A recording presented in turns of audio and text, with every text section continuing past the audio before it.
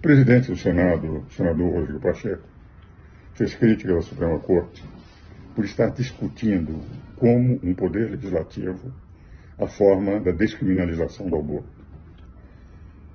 Para o Supremo, como legislador negativo, como decidiram os constituintes de 1988, isto é, para que o Supremo seja guardião da Constituição e não um legislador suplementar ou um constituinte derivado, a Suprema Corte claramente declarou que cabe ao Poder Judiciário ser exclusivamente legislador negativo. E cabe ao Poder Legislativo zelar por sua competência normativa perante o Poder Executivo e o Poder Judiciário.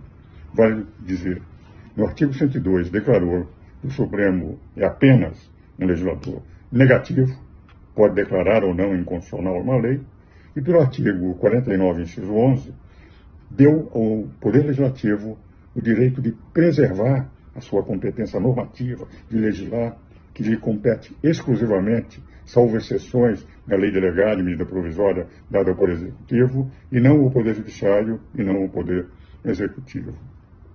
Até porque o Poder Executivo, através de medidas provisórias e lei delegada, há participação direta do Poder Legislativo.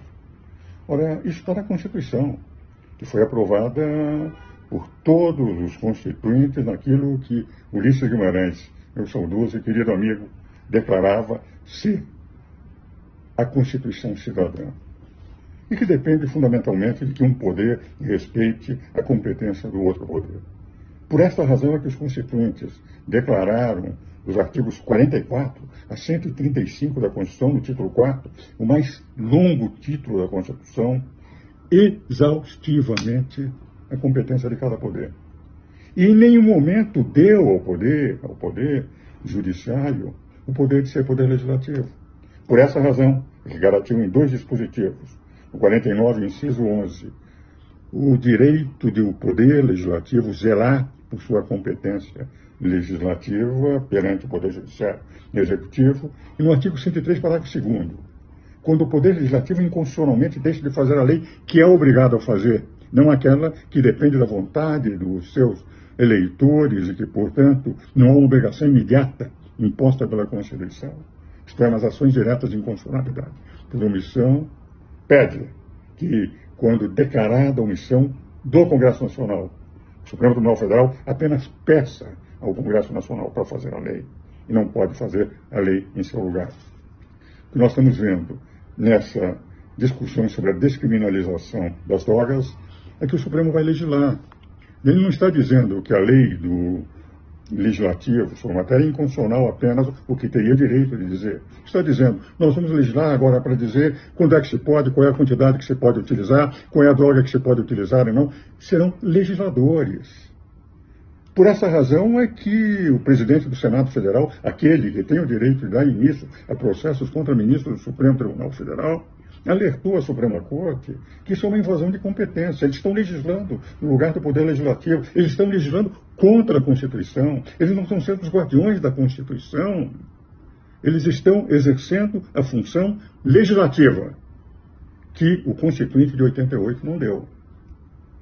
Eu admito até que os ministros da Suprema Corte, se conseguirem que o Congresso Nacional, como poder constituinte derivado, venha mudar a sua orientação no sentido de admitir a corrente do consequencialismo jurídico, do neoconstitucionalismo, da jurisprudência constitucional própria de regimes parlamentares e não de regimes presidenciais, e que, mudando, dê essa possibilidade de, em determinados momentos, o Supremo Tribunal Federal legislar. Mas enquanto não houver uma mudança da Constituição, está havendo invasão de competência. O Supremo Tribunal Federal está invadindo a competência do Poder Legislativo e o senador Rodrigo Pacheco, presidente do Senado Federal, o mais alto tribunal do Brasil, porque é o único tribunal capaz de condenar ministros da Suprema Corte, mostrou o seu desconforto. E outros senadores, como o senador Girão, dizendo que isto representaria o silêncio do Congresso Nacional, em termos mais agressivos, inclusive falando em infâmia, vergonha, de que o Poder Legislativo esteja se curvando quando é aquele que, pelo artigo 49, inciso 11, pode e deve.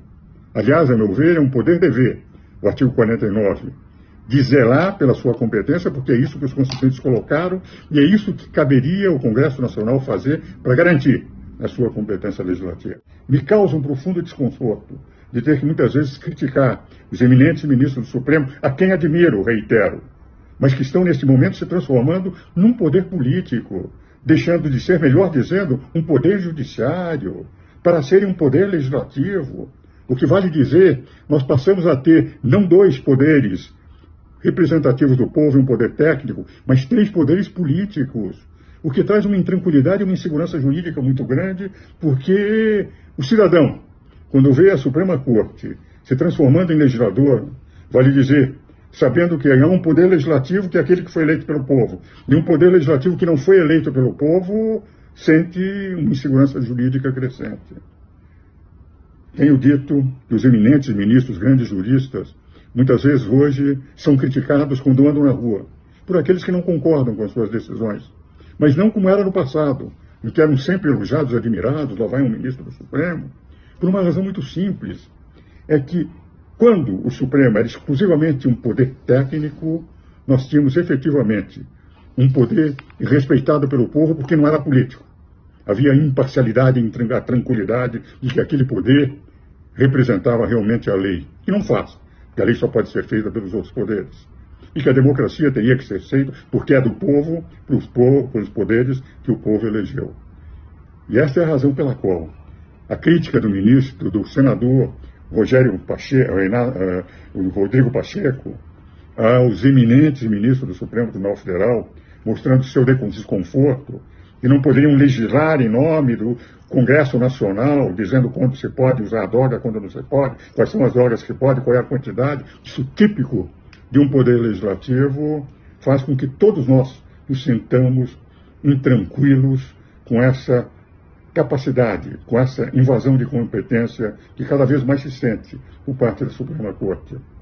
E como eu sou um grande admirador de todos eles, e vivi e conheci ministros desde 1958, quando pela primeira vez fazia uma sustentação oral em 62 na Suprema Corte, e convivia com aqueles luminares que, enfim, muito me ensinaram, e que via admiração mesmo no período de regime de exceção, que tinham todos os ministros que participavam da Suprema Corte, uma postura que todos admiravam por ser um poder exclusivamente técnico.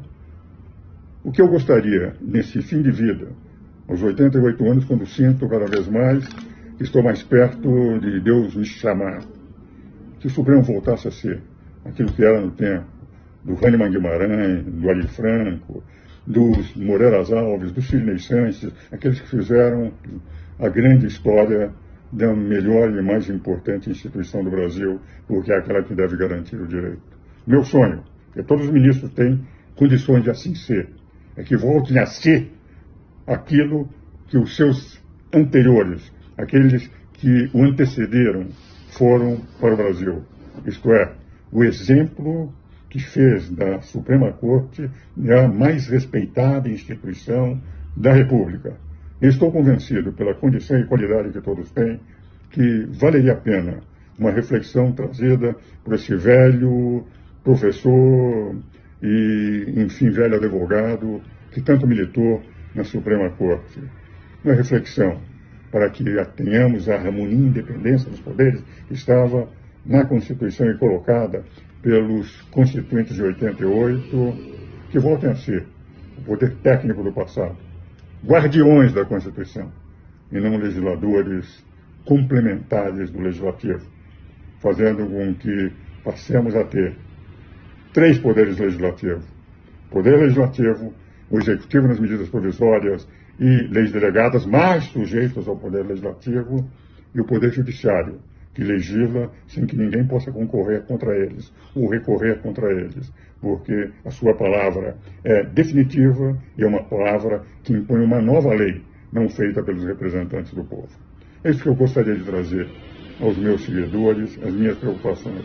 E a minha esperança é que haja uma reflexão por parte da Suprema Corte. Nós precisamos, para ter harmonia e independência dos poderes, que cada poder fique rigorosamente naquelas competências impostas pelo Constituinte dos artigos 44 a 135.